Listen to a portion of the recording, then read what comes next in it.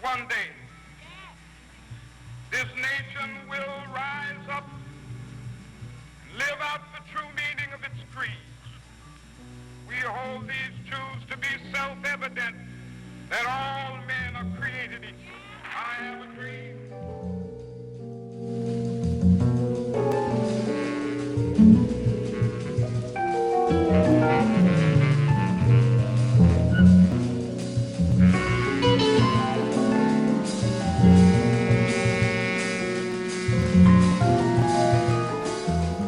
Today we will discuss the things that can stop you from taking the bar and getting a job, from ethical reasons to intimate life, and it's led by attorney Stewart. Thank you so much for coming.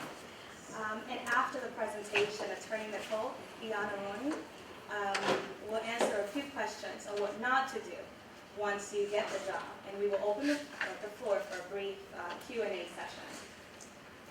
Well, a little bit about our guest today. Attorney Stewart is a graduate of Howard University School of Law. He is the youngest African-American partner at Morgan & Morgan, becoming partner in just 4 years at the age of 29. He has handled over 1,500 cases. He has taught a variety of CLE and seminars ranging from teaching practicing attorneys how to handle personal injury cases to advertising with social media, etc. Mr. Stewart traveled with famed actor Bill Cosby as a motivational speaker, and he was featured on ABC's Nightline and Dateline. He was also a finalist for Atlanta's Power 30 Under 30 and was selected as a 2010 and 2011 Rising Star Super Lawyer for the state of Georgia. And he currently serves as president of the Gate City Association, the largest and oldest African-American bar association. And attorney Nicole Iannarone, Iannarone, Iannarone, sorry about that. That's all right. She is a graduate of Yale Law School. Her research and scholarship interests lie in professional responsibility and the practice of law. Her practice has focused on professional liability cases concerning attorneys and accountants, and she's often called to counsel attorneys and law firms in all aspects of professional liability matters, including disciplinary inquiries, investigatory subpoenas, and ethics questions. She is currently the co-chair of the Atlanta Bar's Reputation and Public Trust Committee. She's the member of the State Bar of Georgia's Disciplinary Rule and Procedures Committee, and she previously co-chaired the Young Lawyers Division Ethics and Professionalism Committee. These experiences add substantial strength to her professional liability practice. She has received many awards for her active service in the community. She is currently teaching professional responsibility and civil procedure at Mercer University School of Law, and will teach professional responsibility and complex litigation at GSU in the spring. So you get to meet your future professor. And I'm going to go ahead and let attorney Stewart do his presentation on the things that can stop you from taking the job.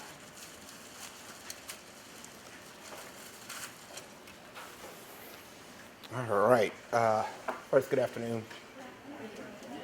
I just put together a brief PowerPoint presentation that I use when I go to a lot of the different law schools and even colleges now to talk about a big issue that wasn't really an issue during my time period while I was in law school, but right now it's a big issue that all of you are facing, which largely is your internet life.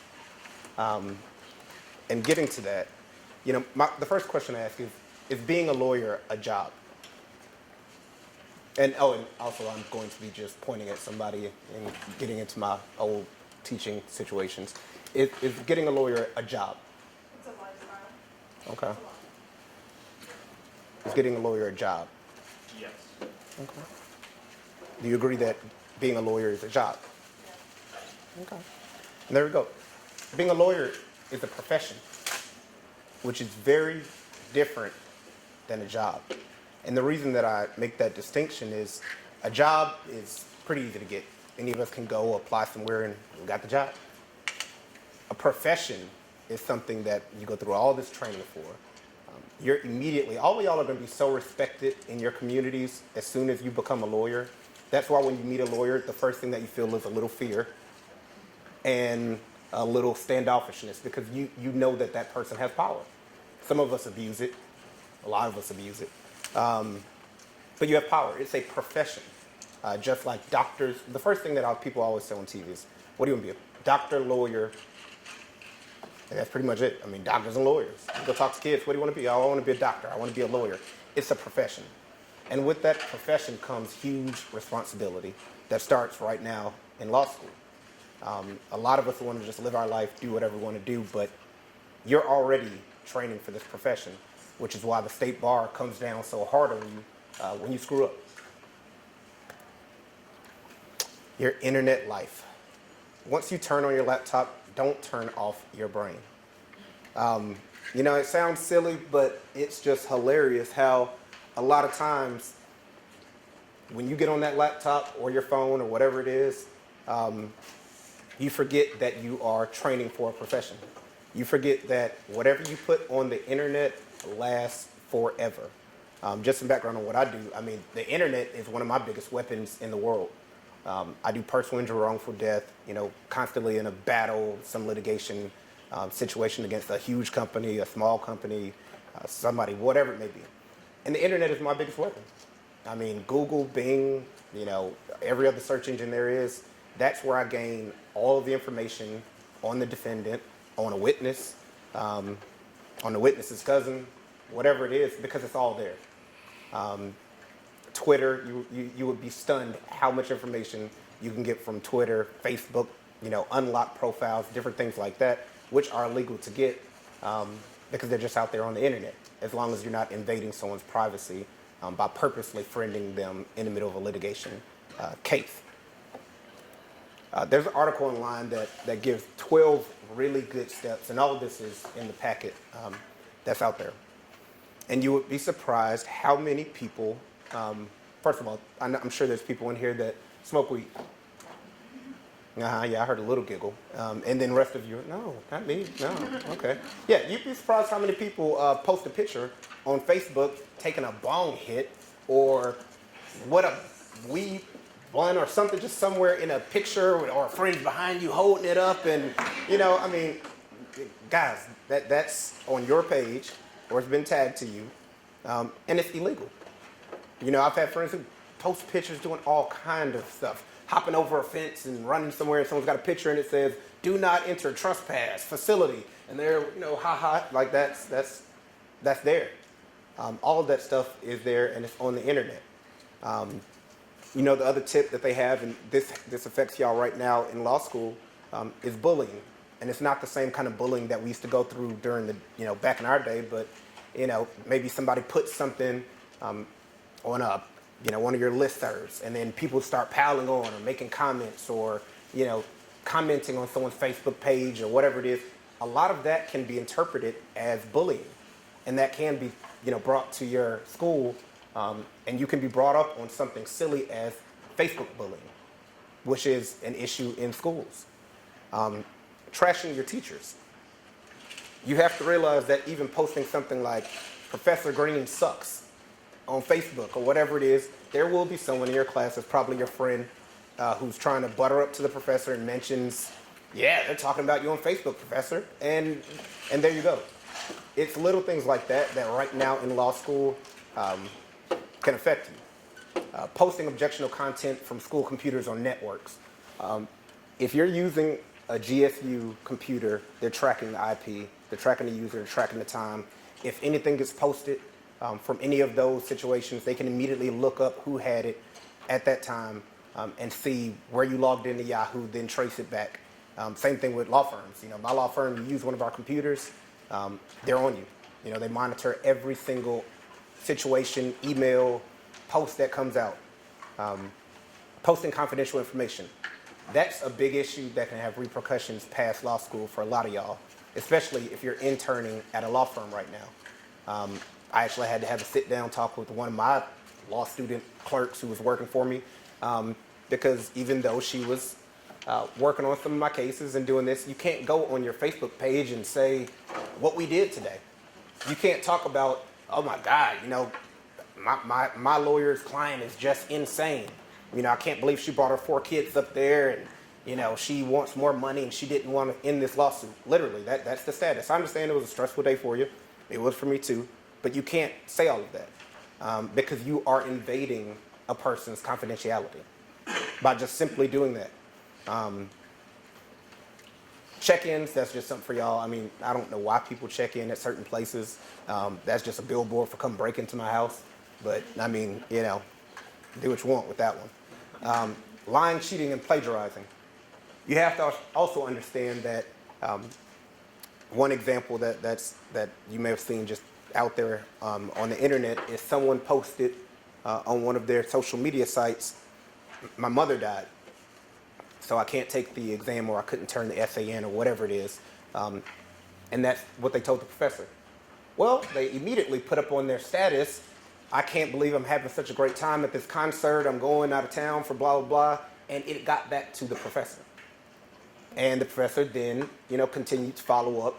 Well, okay, if your mother died, you know, there's information out there that, you know, you lied to me. And it just snowballed into a really horrible situation. And I know that that student wasn't thinking when they just posted, you know, oh my God, I'm heading to this Coldplay concert and it's going to be ridiculous. But you lied to your professor about why you couldn't turn the essay in or the exam. And it came back on. Threat and violence. I mean, I'm sure none of y'all would ever do that, but even simply putting anything on your status of, oh my God, I could kill my professor or for giving me this F or a D or whatever it is, all of this internet stuff has been heightened to a new level that even comments get taken seriously. I get phone calls all the time from someone that doesn't understand that I don't do that type of litigation, but saying this person has threatened me on the internet, can I sue them? And yeah, I mean that's not really a case technically, but I mean she could call the police or whatever it may be, because the thing is we don't know your intent. You put up a status that says I could kill my professor for giving me this F. I mean everybody knows what's going on in the media nowadays. That's grounds for the police to technically investigate you, even though I know you were just joking or just, you know, making a comment because you were ticked off because now you got to go to summer school. Ignoring school-specific policies. How many people in here have actually read GSU's internet policy? I am telling each of your professors on you. So now, you know that packet they give you when you're 1L, y'all didn't read that 200-page thing thoroughly? And I bet y'all click on agree whenever y'all just see something real quick without scrolling through. I mean, I know I do. I don't read all that crap. But, you know, the point is GSU, just like some other schools, has specific policies for their internet, for different things, even for how you display yourself, because you're all a reflection of GSU. There's another story out there where a Catholic school, had a specific policy where certain things you do with your image, you reflect their school. A student did something, not even anything outrageous, but was able to be disciplined and suspended because of that catch in their school policy. That though you didn't mention the name of the school, you did something that reflected bad on the image of the school, and they got suspended. Unprofessional public profiles. Once again, like I said, that's going back to the pictures that people put up. I'm going to go into that more in depth in a second, but unprofessional profile public pictures. If you're coming to Morgan & Morgan or Harper Walden or King and Spalding or wherever it is, and your public profile pic is, you know, something that you probably don't want people to see, or you drunk, passed out, and someone's pointing over you laughing, probably just not the profile pic that you want up when you're going for the interview. Never rely on your privacy settings 100%.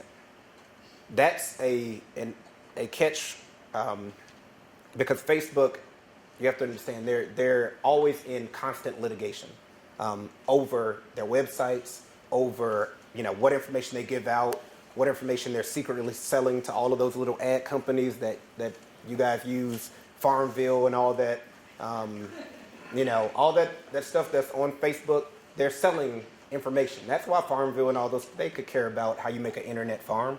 They just want your information. So they're buying all of that. And so they're always in litigation over that stuff. And your privacy settings need to be, first of all, at the top strength. I do not understand why someone will have an open Facebook page. Unless you're a singer, entertainer, rapper, somebody who wants models, someone who wants people to look at them. But, I mean, why have a loose Facebook page? That's your private world, your private information. Lock it. Lock it for your friends. I mean, that's what friend approval is for. but you want your privacy settings at 100%. And the last one was just never post emotionally. I always say don't post while drinking, but don't post emotionally while you're in school, even while you're practicing attorney, because if I lose a trial and I'm ticked off, I could post a lot of different things, but I, put my phone away and stay away from that. How does internet life affect your future job prospects? Honestly, I don't know who you are, so where else am I going to find the information when we're hiring? When we hire constantly. We're always hiring new attorneys. We don't know who you are, literally. I mean, you sent me a resume that A, could be fake, you could be making it up. I don't know you, so I'm going to Google you, or I'm going to have our IT department Google you. So what is out there is a very serious situation. I give this example. A very, very good friend of mine a couple years ago, she modeled, and she was a professor, a new professor at a college down here. And, swimsuit model, did some of that kind of stuff or whatever, but nothing outlandish, nothing, it was for companies. But once again, when I met her, just because I don't know who's a psycho also, I Googled her. And one of the hits that popped up went to a Las Vegas website that was for escorts. And she was on the front with her name a little bit under it.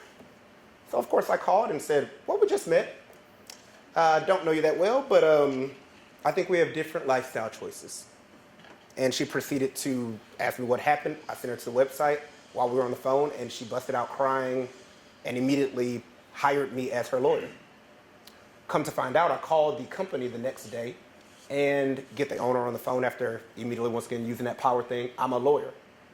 He got on the phone, and I said, my client is represented on your website. And he doesn't know what I'm talking about. He goes and looks, and I told him she doesn't work for you. She lives in a totally different state. She says she's never met you. If you don't remove this or tell me what is really going on, you'll have a lawsuit on your desk the next day from one of my friends who practices in your state. He immediately admitted he stole the pictures, bought them from a photographer, I guess from a photo shoot she had done, just bought them from him. And because she was attractive, used them on his escort website. Now, mind you, this is on the internet, and she's a new professor at a good college down here. And this was just on the internet. And it was promptly removed within 24 hours, but that's the thing. When is the last time you Googled yourself, Orange? Probably a week ago or so. Okay. And don't lie. I know when people are lying. When's the last time you Googled yourself? Within the last year, definitely. Within the last year? When's the last time you Googled yourself? Okay. When's the last time you Googled yourself? I don't believe that. I don't believe it. When's the last time you Googled yourself? I do it pretty regularly to make sure nothing's out there. Exactly. You Google yourself every 2 weeks. If y'all don't take anything from this, you Google yourself every 2 weeks. Google, Bing, everything. Google yourself. It takes 5 minutes. 5 minutes that you could, not post a comment or go through your pictures or look at your friend's photo album. Google yourself quickly. And Google yourself in your nickname. If my full name is Larry Christopher, blah, blah, blah. But it's Chris Stewart, so I have to Google my full name and that. And you will be surprised what is on the internet about you. And then don't just do the search engine. Google has separate databases for search engines when you just type in something in Google, and I don't really feel like pulling it up, but also Google Images. Google Images is a separate division of Google. Separate IT teams, separate situations. So though you may find nothing when you just, see, that's what I'm talking about. He's Googling himself right now. When you have a separate situation that you're looking up, you have to go to Images.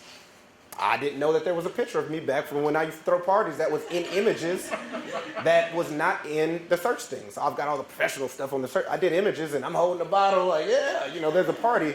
And I mean, that's fine, but you have to do Images. You must do Images. And that was the second step of her case. He took it down. It was off his website. You couldn't find it, but you click on Images. Images still had it.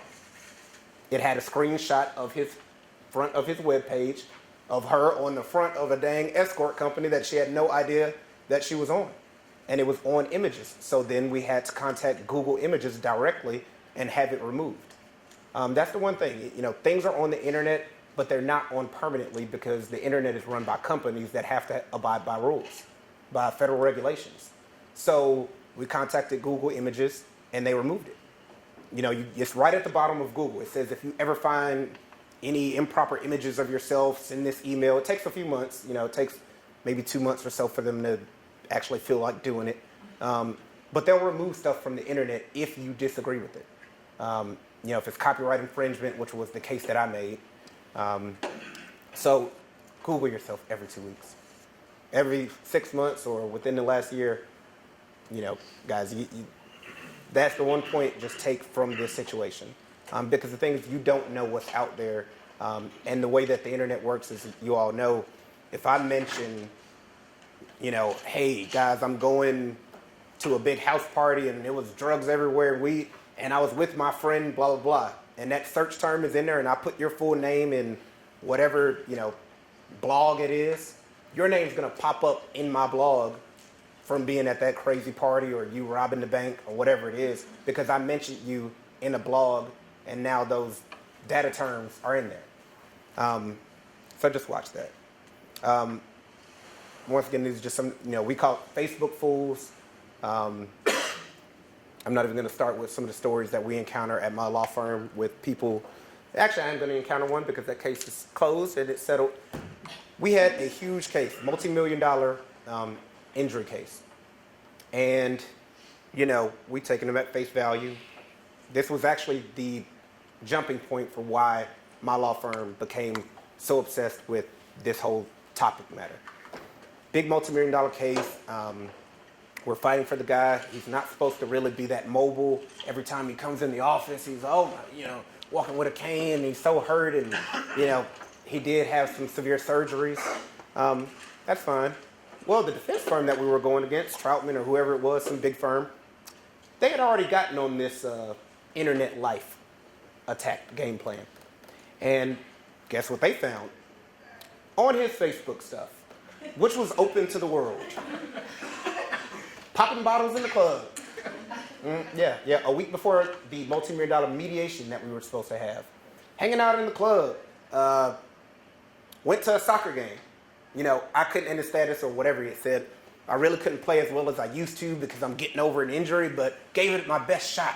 It was literally the value of this case, which is why I'm starting to sweat. I'm just getting mad thinking about it. It went from $3 million to, it just literally dropped because the defense attorney called me laughing. Like, hey, man, you ready for Friday? I'm like, yeah. And he's like, yeah, you want to go get a beer? Red flag number one. And I was like, nah, I don't want a beer. Because you form good friendships with the trial attorneys down here in Georgia. It's like, man, you sure you don't want a beer, man? You're going to need a beer. I was like, okay. Nah, just tell me now. Tell me now because I know you got something. He's like, do you Facebook your clients? And I was like, well, actually, of course I have to now, air quote, lie. Yeah, Facebook them. I know my clients. Well, I'm going to email you some stuff, okay? I'm just going to check your email, and then we're going to go get that beer. And he emailed me something that essentially took the value of that case from $3 million to a confidential amount because we had to settle. We immediately had to settle that case because our fault. Our fault for believing someone. Our fault for just going off the surgeon saying that he had, this injury. We just didn't follow up. And after that, our firm is aggressive on internet research. Man, if I find that client. Twitter talkers. Now, Twitter, which I don't even have a personal Twitter account because I think that it is just mental vomit. That's just what you're doing. You're just mentally vomiting. You're just mentally vomiting constantly. And why you want the world to know your free-flowing thoughts, I have no earthly idea. But, if you're going to do it, lock it in with your close friends, not the friend of a friend of a friend. All my friends that are practicing lawyers that do use Twitter, they have, little groups of just their friends that they talk about. And once again, if you don't lock it, it's open for anyone to read. It's open for literally someone. I can read someone's Twitter account and literally know who you are, know your whole past, understand how you think, understand some of the crazy things you've done, whatever it may be, because Twitter is your mind. Facebook is image. Facebook is, you can appear like whatever you want to appear to be. Twitter is your mind. So I don't want anyone digging around in my mind, but why you want someone to dig around in your mind just astounds me. So lock it. Of course, everybody's not, y'all ain't gonna go cancel your Twitter pages. Just lock it. Make sure that it's private, and do not accept someone you don't know. You accept someone you don't know, you really don't know their intentions. Same thing with Facebook. Of course, you want to have 4,000 friends or 5,000 friends or whatever it is. But if you don't know them, or as I call it, 3 degrees of separation, you could be a friend of a friend. And if I've met you at least, like, okay, that's fine. I'm not going to have, where we have to have a best friend relationship for me to add you. But do 2 degrees of separation. You must know a friend of a friend, and your mutual friends will pop up, which once again came from a lawsuit, a case of invasion of privacy, where you see the mutual friends, because it avoids stalking. So, just clean that one up a little bit. LinkedIn liars. The first thing, I could say I'm the dean at Harvard on LinkedIn, and tell you I had this job and break it down and describe it. But what law firms do is we look at LinkedIn also, just to see what your professional world or profile is looking like. And if you're lying on LinkedIn about what you did or what you do as a law student, what internship you have, I'll just make a quick phone call to the lawyer that you said you worked for and wrote all his briefs and saved his career, and ask him, did this person work for you while they were at Georgia State? And, get the information there. So keep LinkedIn just like your resume. Clean, accurate. You can clean it up with some terms. If you did internet research, you could say you were a technology genius or associate or whatever it may be, but keep it clean and keep it accurate on LinkedIn, because LinkedIn is a walking resume. MySpace cadets. I don't even have MySpace either, but MySpace, the reason people left MySpace for Facebook and all of that was because MySpace does not have the security levels that Facebook and all of the other things have. So that's one of the reasons that, MySpace just isn't as secure, period. Maybe they're cleaning it up now, but make sure that your MySpace along, even if you have an old profile, which some of our lawyers or some different people will go back and clean up their old crazy college days MySpace account, that though they're nothing like that anymore, they got some pretty wild stuff on their old MySpace account. Or you just email MySpace and ask them to delete it. Once again, they're not going to want to do it, but email them multiple times. Blog insanity. That is from a talk that I had at, what college was that? Another college that I was giving this speech at, and I didn't do it for this one because the professor's not in charge, but I normally ask them to send me a roll of the students. And then I just, will give an example of what I can dig up. And what I dug up on one student was actually cause for major concern, where we actually had to meet with that student and talk to them, because she had a blog out there that was extremely violent, and mentioned some stuff that I know she had went through in her past, but it was just something that was not something that you would want out there blog-wise, with the level of violence and different things that she was talking about from years ago. And we talked to her, sweet girl. She didn't know it was still out there. She said she wrote it senior year of high school, didn't know it was still floating out there, but it was. You had to kind of get a little tricky to get to it, but it was out there. And, she cleaned that up. And I'll be brief. I just like that picture. But, because that's what's happening out there. The internet is a whole different world. People are always looking. And I'm not saying you have to change who you are, or, you can't do what you want to do. But like I said, it's just a choice. You don't have to be a lawyer. You really don't. You could just have a regular job. You can do whatever you want. But with this position comes an amount of serious responsibility. And you're training for it right now. 2 brief points, and then the professor shall give her presentation. One thing that affected a very good friend of mine is a DUI. What y'all don't realize right now is if you get a DUI, you can't sit for the bar until that thing, the disposition has been resolved, which in Fulton County will take years for them to even reach you, especially if you're going to fight it for trial. That means if you're a 3-0, you get a DUI right now, just one, till the disposition, which will probably take you a year to get to trial if you want to fight it. Got to hire a lawyer. My friends that are DUI defense attorneys are going to like keep pushing it away or fighting it. The DA is going to be busy. You cannot sit for the bar. My friend right now still has not sat for the bar, and it's been 2 years. From one stupid mistake she made leaving the party. And she still can't sit for the bar, and she, you know, it's just a really, really sad situation because she did very well in law school. And she's just waiting. And the sad thing is, with Georgia, even when you sit for it, you still have to go through all of the crap to explain what happened, why you did it, you know, all of that. And it's just a big deal. And that's, if you're going to take 2 points, that's the other one. Just be careful. I mean, I know it sounds stupid. I mean, I'm probably barely older than, you know, some of you guys, but dude, take a taxi, even though Atlanta has like 5 taxis. You know, take a taxi, have a designated driver, or just be smart about what you're doing because once again, law school just has some serious repercussions. The last one, credit cards, bad debt, bankruptcy, pitfalls for the future. Relevant conduct that requires further investigation before being allowed for the bar admission. And I'm quoting, you know, literally bar examiner language. Neglect of financial responsibility. That means credit card debt. You know, that's stuff they look at. And we all have credit cards, things like that. But if you don't pay those bills and you go into serious collections or, you know, that stuff has a role that you may not even realize that comes back when you're trying to pass the bar or even sit for the bar. Because the packet that you guys got to fill out to become a lawyer, I have nightmares even about what I had to fill out. You know, what was my high school coach's middle name's brother's uncle? I mean, it's stuff that you just don't even understand right now how serious Georgia is. And Georgia is one of the strictest states on professional responsibility, trying to sit for the bar, getting past all of that stuff. That's pretty much generally, you know, the topic matter that I want to talk about. We can talk and just answer questions back and forth, but I do want the professor to chat with you guys.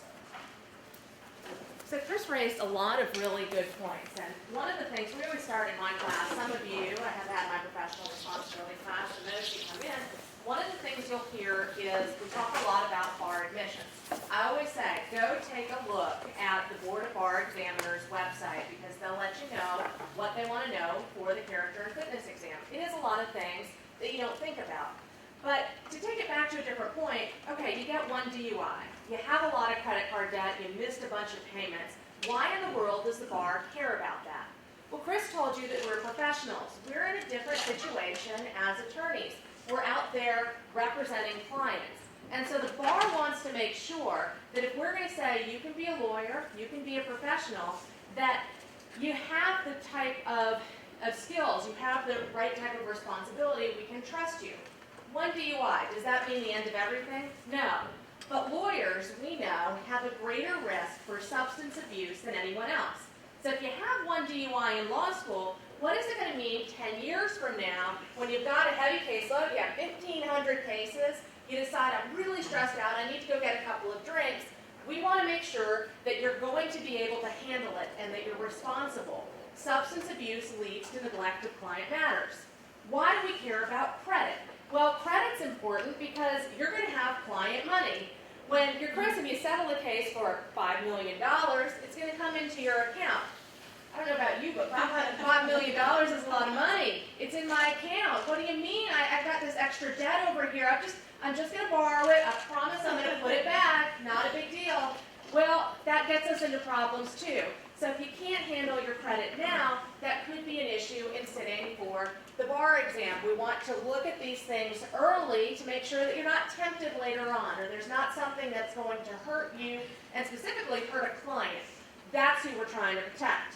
So that's the bar exam piece. That seems pretty simple. You know, don't get a DUI. If you've had a single drink, take a cab, have a friend who isn't drinking, drive you home. Particularly for women, it's the legal limit. If we just have one drink, We can be over the limit. You may think you're fine, and you're not, so be careful. Okay, that's the bar piece. Well, let's say you get past that. You're smart, you don't get a DUI, you've done a really good job with your credit, maybe you have 1 or 2 late payments, but nothing major. You're also going to need to get a job, and your employers want to know a lot about you. What are the things that they want to know? Are you trustworthy? Are you going to present a good face for the employer? There is a trend now, and I don't know if you guys have heard about this. Some employers, I haven't heard about it from law firms, I've heard about it from others, will say, okay, you've got a Facebook page, I'm really interested in hiring you. Why don't you sign into Facebook right now? I'd like to review your page. What in the world do you do when you're sitting there? Do you say no? Because you say no, you're not going to get a job. You say yes, you're sitting there like, oh no, what in the world is on my page? What are they going to look at? Are they going to like it? Are they not going to like it? How many of you have Facebook pages? Everybody, pretty much. How many of you have up to 100 friends? 200, 300, 400, over 1,000? At least one. Can you name all 1,000 of your friends? What in the world are they saying about you? What pictures are they putting up of you? I think it's just as important to know what you're putting out there as what your friends are putting out there. If I see that you've got a crazy friend who's talking about going out and getting drunk every weekend, even if they don't mention you, I may think, well, this person associates with people that I think are a little bit unsavory, and that implicates you as well. Same with photos. You can ask your friends to take stuff down. They don't have to do it. They might be nice and take down a photo that they've tagged you in. So use common sense when someone's taking a picture of you if you're out. This one sounds crazy, but it's pretty simple. If you have a drink in your hand and someone's taking a picture, put it behind your back. As an easy fix to, I'm not going to have a bunch of pictures out there where it looks like I'm a big drunk and a big partier. You can prevent that pretty simply. The other thing that you need to be careful about is even innocuous things that you say. Right now, how many of us have friends who are posting about either the DNC or the RNC and the election? And it's probably pretty annoying, no matter what side you're on. I know my friends are posting things that are driving me insane. I read it and I go, oh, I really want to say something. They're so uninformed about what's going on. They haven't thought about all these things. They're totally wrong. Yeah, I could go out and I could say something. But then I might get into a fight with them, and there's going to be a big, long, permanent record of everything I say. I know pretty well who my friends are on Facebook. I don't know who the friends of my friends are and who might be seeing what I post out there. So before I post anything, I really think, would I want my mother, my grandmother, a potential employer to see this? And so think before you post. Even if someone's done something that makes you really mad and you think they're so wrong, I can prove that they're right immediately, really think about it, especially from the employer point of view. Everybody has a right to talk about their political beliefs. And there's 2 ways to sort of look at this. I'll tell you my view on it. Y'all can have your own personal view, of course. But for political posts, let's say an employer is able to find my political beliefs, and theirs are different than mine. Without telling me why, they might just look at it and say, you know what, I'm not going to give her a job. It would be difficult to work with someone whose beliefs are so different than mine. You might not want to work for that company or that individual if you're going to conflict on political views. Or you might be someone who can just sit back and not raise it at all. So maybe you're foreclosing a job opportunity by putting something out there, even that's innocuous. Absolutely a personal choice, but it's something that you need to think about before you put it there, because you may not be able to get it back. So now's the time to clean up your Facebook pages. Go and see what's out there, see what's on your wall, set your settings so your friends can't tag you without your permission. Yeah, your name is probably still going to be on the post, but it's not going to show up on your wall or on your page. The Facebook settings change all the time, and they'll just keep reverting you to something that's maybe not what you want. So make sure you know what's out there, what is allowed to be released. That's my main mother may I, lecture of the right things to do. Do y'all have questions for either of us about either things that we have seen that people do that are perhaps not the best, or just in general bar admissions? Am I really not going to be able to take the bar if I have credit card debt of $5, that type of thing? Yes, sir. Yes. Come on. I truly heard from somebody who wasn't involved. They were talking about how a new law is out where they can look up to 7 years of your online history and use that to legitimately decide whether or not they hire you. Is that a correct law, and when does that cross the line of discrimination? I don't know. I have not heard about that law before. My personal take on it is that if it's out there and it's public, it's fair game. Now, what the reason they take from it is a different issue. If they use an unlawful basis to decline giving you employment, then it could be discrimination. But it's not unlawful to say, I'm not going to get along with this person, or I think they drink too much, or I think they can't keep their mouth shut. Yes, ma'am.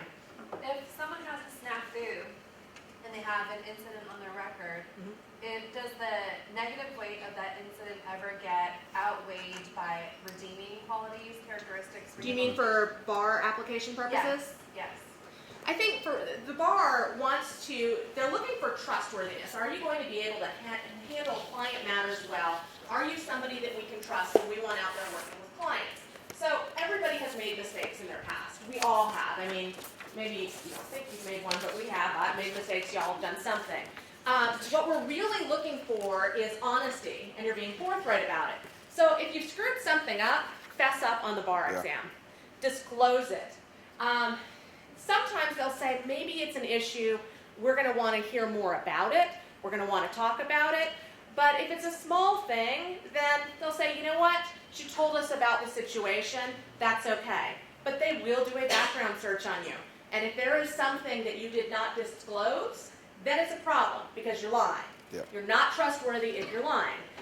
Something that I know you hear from Dean Sobelson his first years is, go back, look at your Georgia State application, and if there is information we asked you for, and you didn't give it to us when you applied to law school, if it's something that you also have to disclose on the bar application, which is why I tell people to go look at it, the bar's not going to be happy when you say, yes, I had this mistake, I'm disclosing it now. Then they'll ask, did you tell your law school about it? And you say no.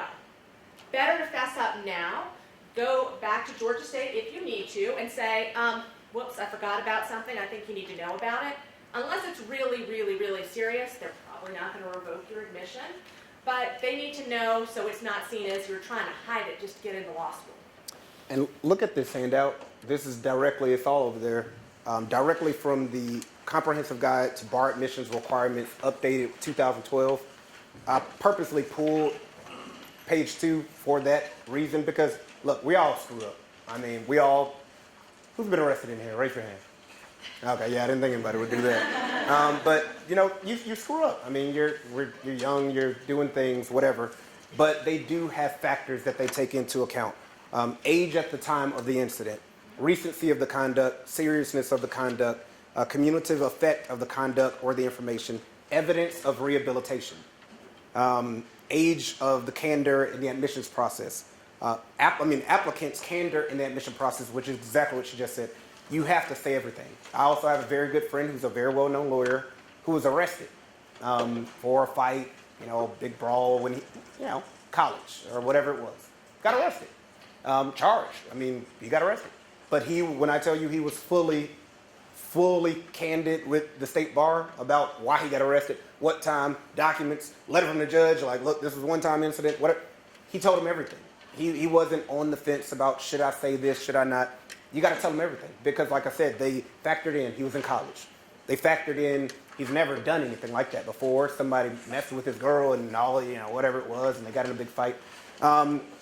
So, you know, they really, you know, it's not just, like she said, just black and white.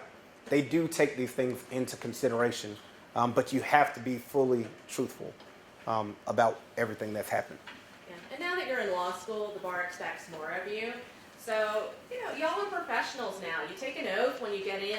You have a strict honor code. We see you as lawyers in training. So getting arrested for something in law school is going to be different than it was for getting arrested for something in college because we expect more of you now once you're here. So realistically, how long did it take you to fill out the bar for this act? Because I've been putting it off for weeks because I'm just like, oh my God, it just makes my brain hurt thinking about it. Like, how many weeks do I really need to say, all right, because the deadline's like December something without a late fee, so. Start early Big, because yeah. it does, there are things that you're not going to know. And I always freak students out when I say this because I can't remember the exact requirements from state to state. But one of my friends who did not apply in Georgia had to list every outstanding parking ticket he had. And if it's like parking around here, students in my law school thought of parking tickets as, I'm just paying for parking by getting a ticket. Sometimes I won't get one, sometimes I will. And so we have to go down to the courthouse and say, how many tickets do I have outstanding? Pay them all. And so he could say, I don't have any outstanding parking tickets. That state was not Georgia. I had to list every time I think I had a traffic violation.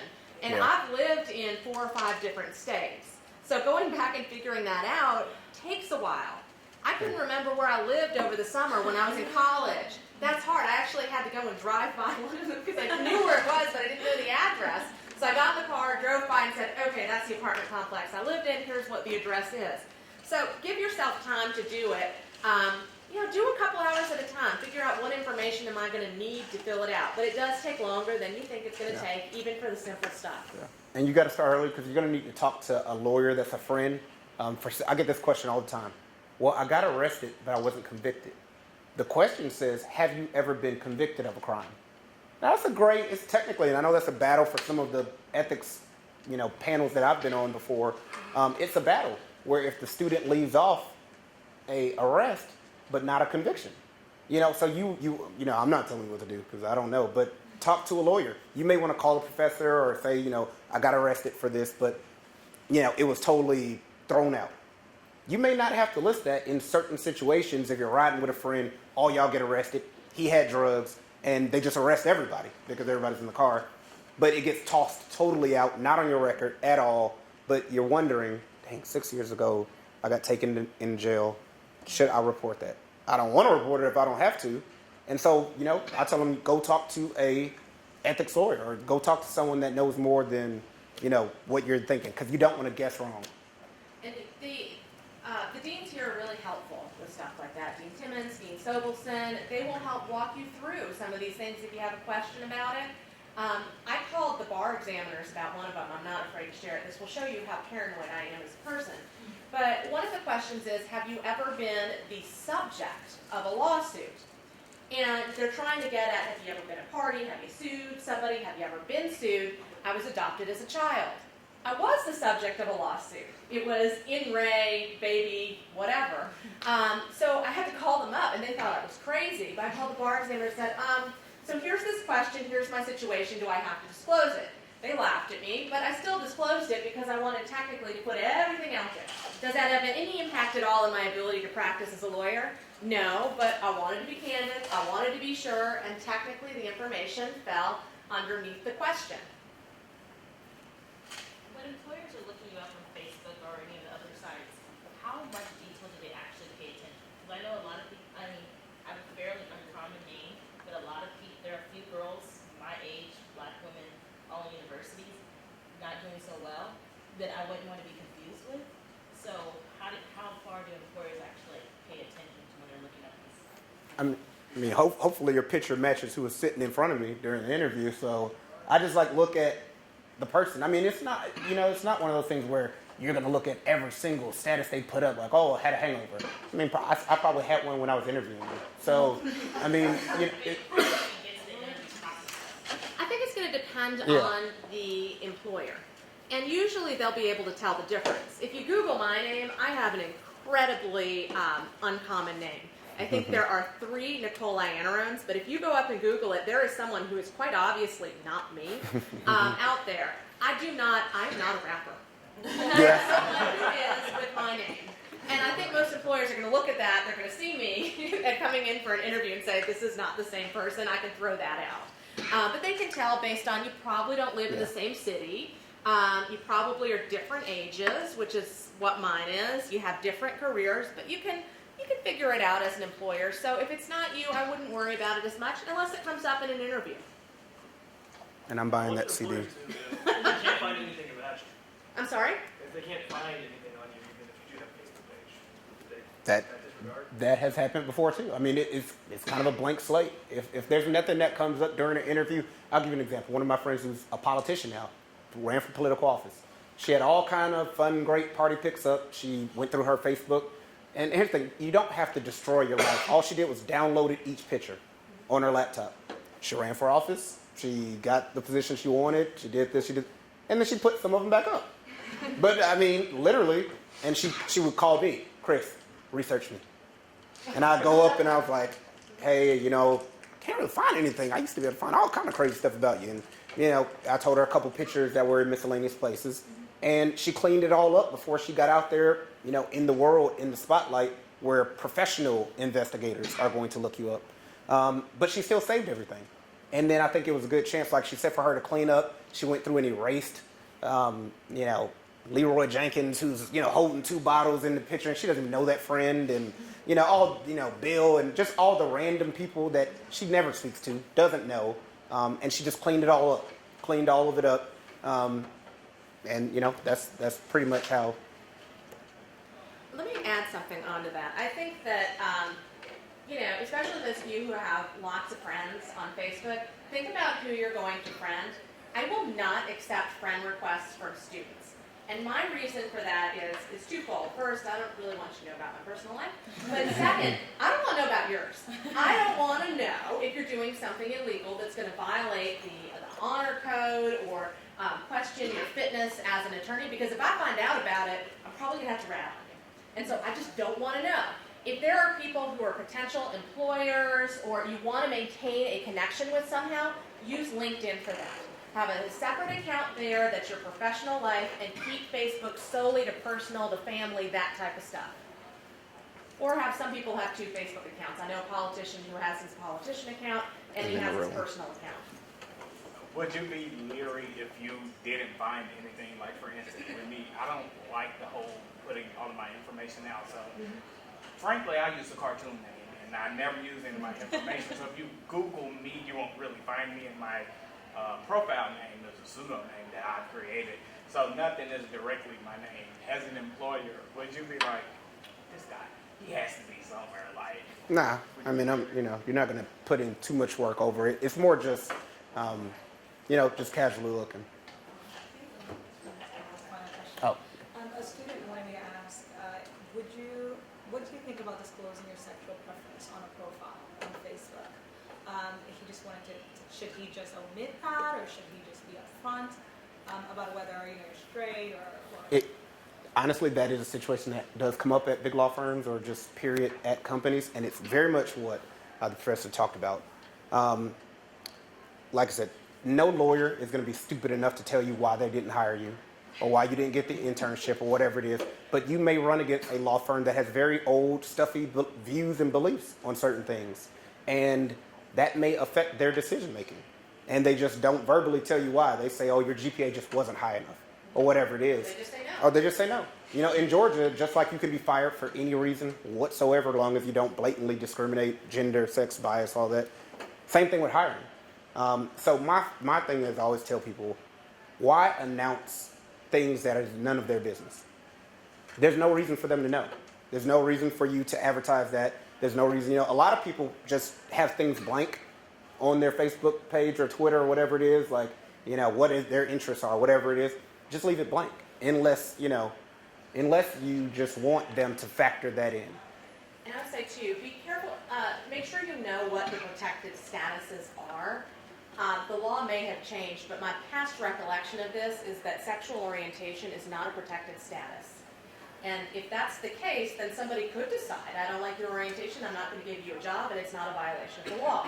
Many firms have policies on anti-discrimination that are broader than what the law requires, and so they follow their own requirements. But if you have a status that's not protected and you're going to put it out there, you run the risk of someone using it against you. Totally personal choice. You may not want to work for a firm that's going to have a problem with that, but you need to know what it is. And I'm going to throw in one last thing. The ethics rules have recently changed from the ABA, and there's this rule that's pretty simple. As a lawyer, you've got to be competent. It makes a lot of sense. So you got to know the law, you have to do research, you've got to work hard. But one of the things that we just added into the comments that describe what competence is that you have to be familiar with the benefits and detriments of new technology. So even if you don't use Facebook or Twitter or any of this stuff, or email, and maybe there's people who don't use email at all, but you need to know about the technology even if you don't use it. And I think that means knowing what the impact is for you personally, as well as the impact for your clients, as Chris does for his. Okay. Well, we just want to thank you guys so much for taking time to